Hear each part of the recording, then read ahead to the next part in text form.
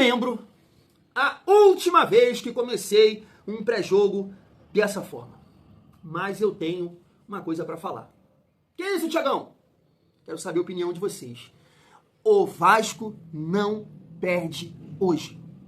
Lloyd Augusto, 22. O Vasco não perde hoje.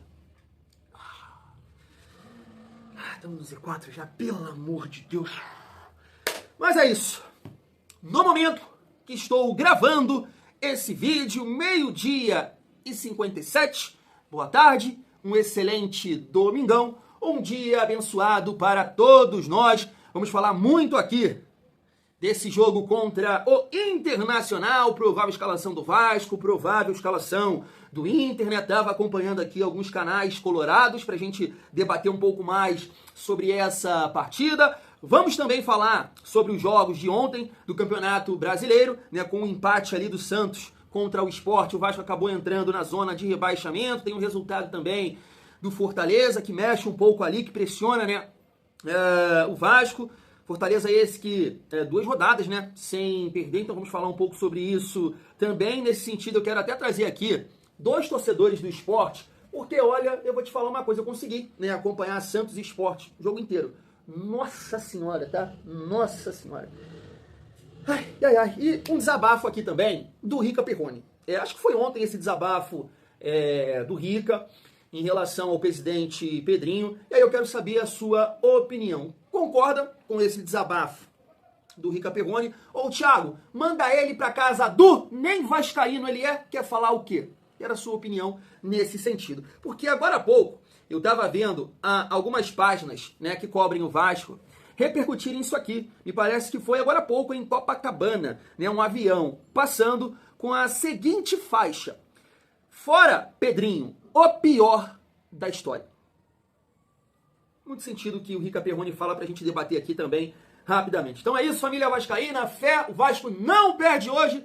Chega aí para mais um pré-jogo, só dá aquela força. Se não for inscrito, se inscreve, deixa o like, ativa o sininho, dá aquela hypada para fortalecer o canal e comenta, deixa aqui a sua opinião, porque fortalece demais o trabalho do Thiagão. Família, seguindo aqui rapidamente a nossa resenha, destacar essa informação aqui do podcast Cruz Maltino, dizendo que o Admar Lopes está na Europa, né? Me parece para tentar acelerar e conseguir a contratação, né, de algum jogador. Eu entendo que pelas últimas informações, até do Vene Casagrande, também do GE, o Admar deve estar lá na Europa para tentar a contratação do Andrés Gomes, né, atacante do Rennes da França, que inclusive me parece que ontem, nesses jogos aí, né, amistosos que tem de pré-temporada, ele marcou um gol com a camisa do time francês, família. É um jogador que a gente já comentou aqui, já reagiu, já trouxe, né, os números, tem aquela característica que faz muita falta hoje no Vasco, que é de velocidade, de atacar espaço.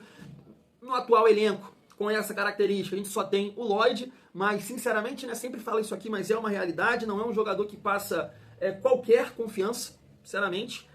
Então o Vasco tem que tentar a contratação desse jogador que faz falta sim, família. É aquilo que eu falei com vocês no nosso vídeo de ontem. Thiago, você acha o time do Vasco péssimo, horroroso? Eu não acho. Eu acho o time do Vasco mal montado, mal pensado, mal planejado. Você tem que realmente tentar colocar jogadores com qualidade, mas com força, do lado de um Coutinho, do lado de um Verratti, porque já são jogadores que não têm, né, essa força.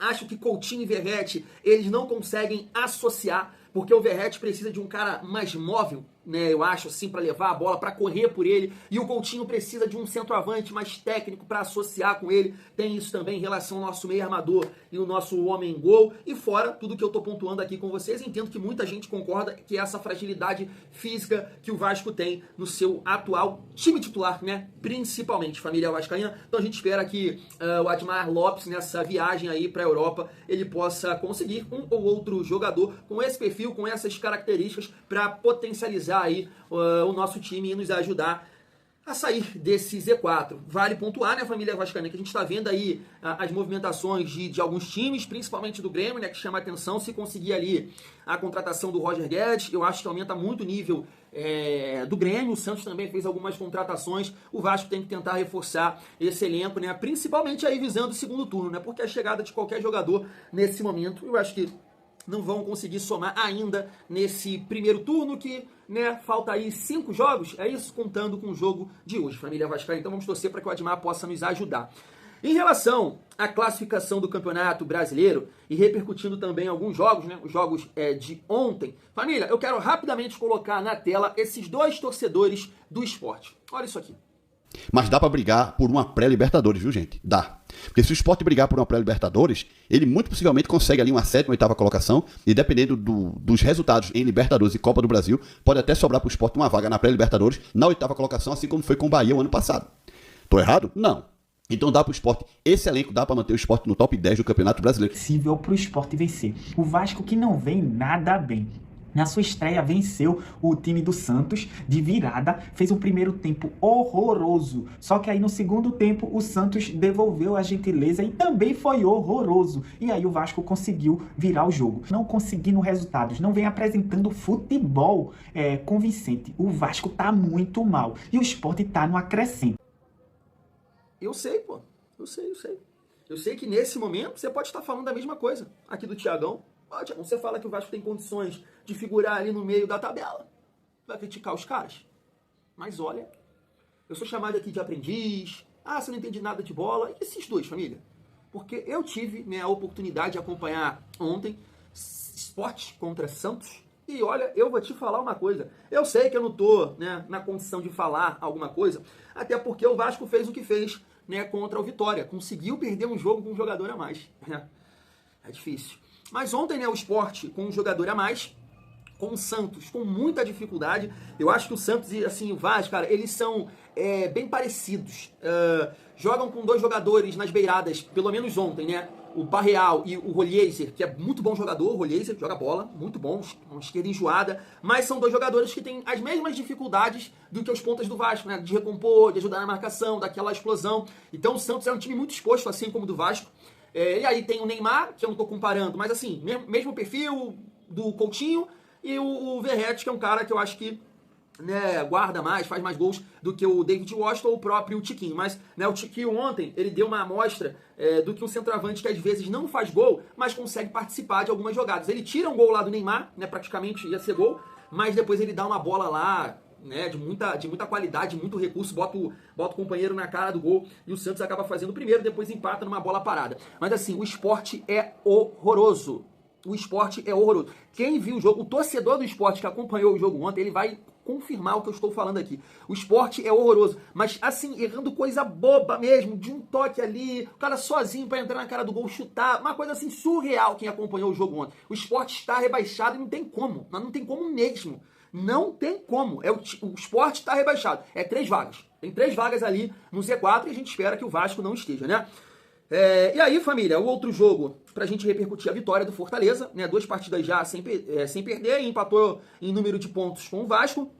Mirassol tá no Vitória, esse é o estilo do Carille, mas é um time que tá, né, pontuando, vamos dizer. Empatar com o Mirassol é um bom resultado.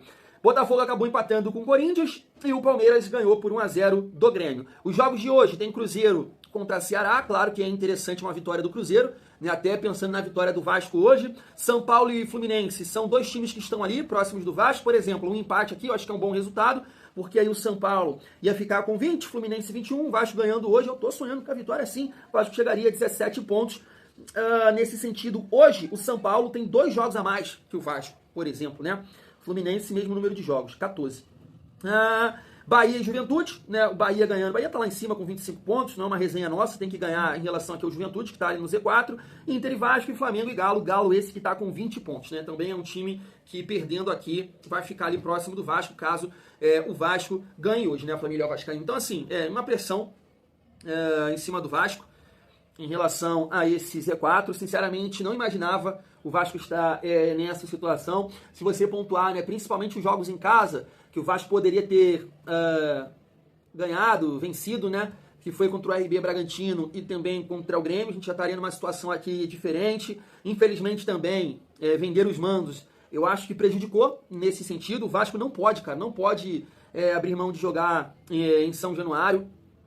Por isso que o Pedrinho, nesse momento, recusou uma proposta aí de 4 milhões para o jogo contra o Corinthians. Agora o Vasco tem que buscar esses pontos que perdeu contra o Grêmio. Tem que ser hoje. né? Eu acho que os dois jogos que o Vasco tem contra Inter e Mirassol chamam a atenção, porque são dois times que vêm numa sequência positiva. Mirassol completa aí, né? Acho que 8 jogos ou 9 jogos sem perder, e o Internacional vem de 3 vitórias. E a gente tem que sair dessa urucubaca, que seja hoje, né? Família vascaína. A gente vai falar um pouco mais aqui sobre a provável escalação do Inter e do Vasco, mas antes, quero compartilhar com vocês esse rápido desabafo aqui do Rica Perrone, né? Como eu mostrei para vocês aí no início do vídeo, essa faixa aqui, que eu acho que não representa, né, a maior parte da torcida do Vasco. Não sei se é um desabafo de um torcedor, também uma questão política, mas na minha opinião, não posso falar por todos, o Pedrinho está muito longe, muito longe de ser o pior presidente do Vasco. Isso é uma posição que o Jorge Salgado, ele está muito distante. Eu acho que pode pintar aí, né,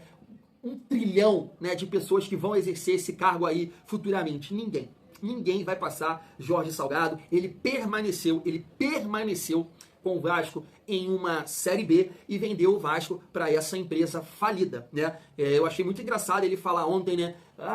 Poxa, a questão financeira, dificuldade, poderia segurar para comprar, né, as ações de volta por R$1.000. Mas, poxa, ele falou numa entrevista pro GE, deixa o barco andar, deixa caminhar, que os caras sabem o que fazem. É isso, família vascaína, se liga só. É muito cruel, cara. Vocês estão pedindo para um clube quebrado, destruído, arrasado, sem um centavo, que perdeu o seu investidor no meio do caminho do processo de investimento. Vocês estão pedindo para esse cara assumir o clube, tirar o investidor, ganhar na justiça, achar outro, colocar outro e organizar as contas de futebol do clube. Cara, como é que vocês acham que isso vai acontecer em menos de 3, 4 anos? Não tem como. Ou vocês confiam, como o Flamengo fez com o Bandeira de Melo, ou vocês vão atrapalhar o Vasco. Não tem milagre para daqui 6 meses. Não tem milagre para daqui 1 ano. Isso é matemática, cara. Entendeu? Você tá falido, você tá sem emprego, você tá endividado, sua casa tá caindo aos pedaços, tua mulher te largou. Essa é a situação do Vasco, irmão. O Vasco não tem nada funcionando. Nada. Tudo no Vasco o Pedrinho pegou. E agora ele pegou sem o investimento que era previsto.